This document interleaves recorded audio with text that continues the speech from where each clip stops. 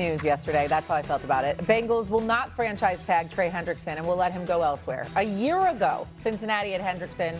They went through a very long negotiation over his contract. It resulted in him getting a raise, but no years added to his deal, obviously. Despite only playing in 7 games in this past season, 2025, due to injury, Hendrickson still has the 4th most sacks in the NFL since joining the Bengals back in 2021. He also led the Bengals in sacks in 4 out of the last 5 seasons he was with the team. Okay. Before I turn this over to you guys, this, such bad business. Tell us what you really I read think. this yesterday. I was so appalled. My husband's from Cincinnati. I feel invested in this. I can't believe this is what they're doing with Trey Hendrickson, letting him leave for nothing when you could have gotten a return on the investment. Oh, stop it. It's ridiculous. No, it's ridiculous. Stop it. How should... Stop it. I'm going to tell you why. Why? Go ahead, Shay. I'm sorry. It's absurd. I'm sorry. Go ahead. No, Why do you disagree? Oh, I'm saying to you, stop it, because you're saying you can't believe. I can't believe it. It's the Bengals. It's the Bengals. You should believe it. It's who they are.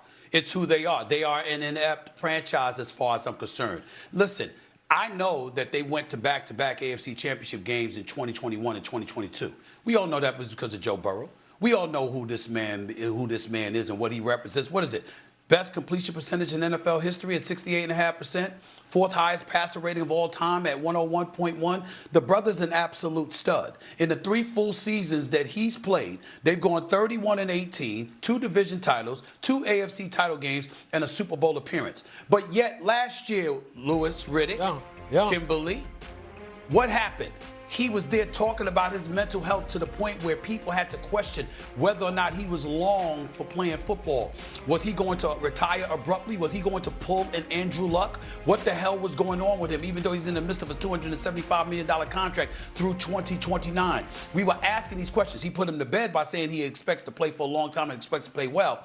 But why were those questions in existence? Because mentally, he seemed warped. Why? Because he suffered another injury. Why? Because the Bengals, once again, had one of the worst offensive lines in football. They can't protect the man. And when you out there, Louis Riddick, you know this, better than me, better than Kimberly, even though Kimberly knows it better than most with all the NFL games she's covered on the sideline with a snorkel shivering while she interviewing everybody. Bottom line is this. When you're around these people and you see the hits that they're taking, the punishment that they absorb, the attrition kicks in, and we keep thinking it's physical. Every player that I've ever spoken to tells me it's mental just as much, if not more so, because it precedes the physical, because you get a bit demoralized. And on top of it all, you're missing the playoffs 3 straight seasons, and you got ownership who's as cheap as hell. You got their owner in his 90s who's still around, barely talks to anybody. You don't have a GM running football operations, at least with an official title as a GM. And you got a head coach in Zach Taylor who just forgets and negates the other responsibilities. Offense, Joe Burrow, you would think that you would prioritize defense. No, he does not do that.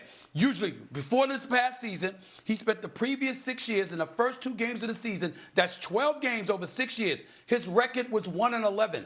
I have called for an investigation on numerous occasions. Investigate that man.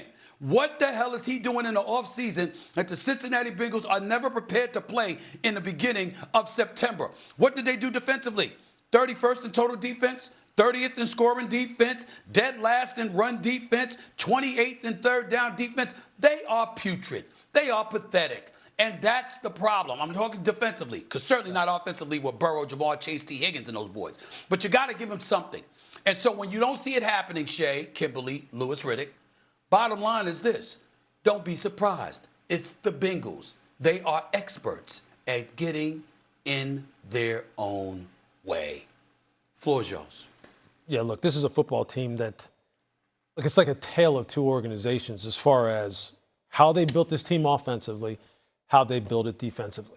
Offensively, they've been good at building it on the perimeter with Joe, with Jamar, with T. I mean, they've done a great job as far as that's concerned with Joe when he was there, Joe Mixon.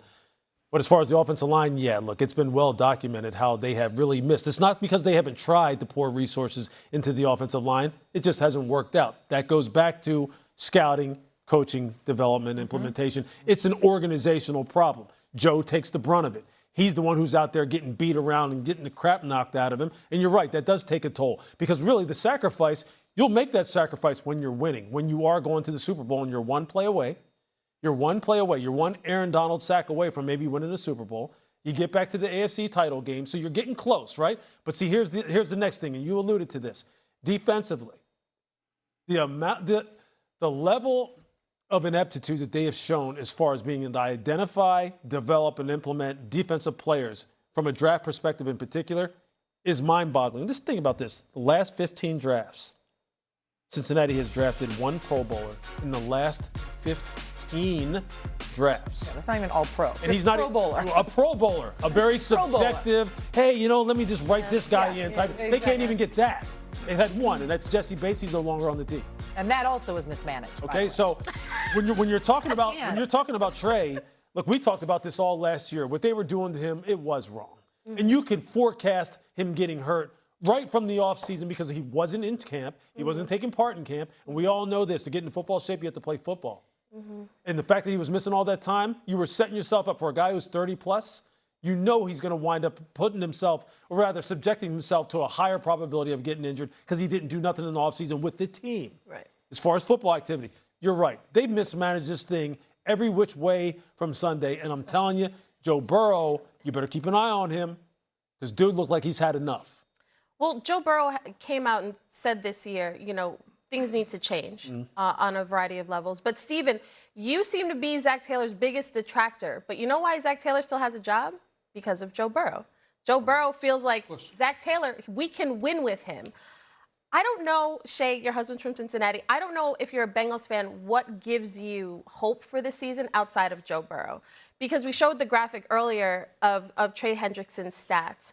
When you're in company with Myles Garrett and TJ Watt and Micah Parsons, that's a guy I think a franchise should do everything it can to keep around. But you've seen them sort of dismantle things, make poor decisions when it comes to the roster. Lou Anarumo, fantastic defensive coordinator, but yet wasn't good enough for Cincinnati, right? When I look at this team, there are just so many holes, and I don't trust the front office to make the decisions that will take the Bengals and Joe Burrow to the next level. Because Joe Burrow literally has carried this team on his back when healthy, and he's gotten hurt trying to do too much. Offensively, love the weapons that he has, but it's just not enough. He's playing without half a squad, essentially. It's a hamster wheel of futility on this. I hate to say this, but this is the reality. Going to the Super Bowl might have been the worst thing for the Bengals because it gave them false hope. They went there, and now they think they can duplicate that same success without making changes or investing to other parts of this football team. They went to the Super Bowl. What was their problem? Their offensive line was horrific. Yeah. Okay, they invested sacked over 70-something times. Exactly. Yeah. They invested in the offensive line for 1 year. 1 year, and then it was completely dismantled. The defense completely fell apart. They have completely mismanaged Jesse Bates, and now Trey Hendrickson, your two stars of that side of the ball, of the defensive side of the team.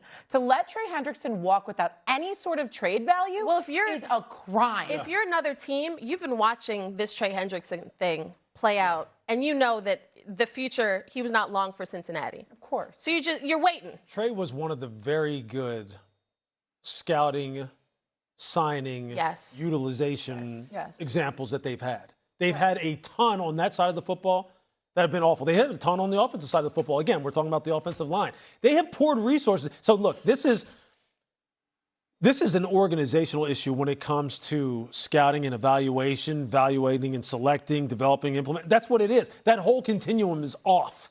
It's off. They've hit it in certain spots. Jamar's pretty easy. Jamar was pretty good, right? Joe was pretty easy. He's pretty easy. How much does Joe Burrow make? About? He's 50 plus. Okay, it's hard to feel sorry for a person that makes 50 plus. No, it's easy to feel sorry for Joe Burrow. Easy to feel sorry for Joe Burrow. Yeah, it is. It is. Renee, go ahead. You want to get in? Dr. Eva, let's go. Only thing I got to say is that, you bring up Zach Taylor. Listen, one could easily argue, who can't coach an offense with Joe Burrow, Jamar Chase, and T. Higgins? If you know anything about football, you'd be able to coach those guys. There's a whole bunch of cats you could grab off the scrap heap to do the job that he's done offensively. But when you're a head coach, it's your job to be an overseer of offense, defense, and special teams, or to allocate responsibility to those who know what the hell they're doing and to operate accordingly. And when you look at Joe Burrow and how despondent he has appeared on a few occasions, when you look at the bevy of injuries he suffered from and how you repeatedly haven't provided him with an offensive line that protects him, that's an indictment against the coach. That's an indictment against the organization. And so, listen, I think that Zach Taylor definitely could be an offensive coordinator. Got the talent. I trust him. But in terms of being a leader of a team collectively, he has shown me nothing in that regard. And eventually, Joe Burrow better open his eyes. Otherwise, his frustrations are only going to grow. Period. Since making the Super Bowl in 2021, the Bengals have only been to the playoffs. That's a crime. One time. That's a crime. Since then. Coming up on First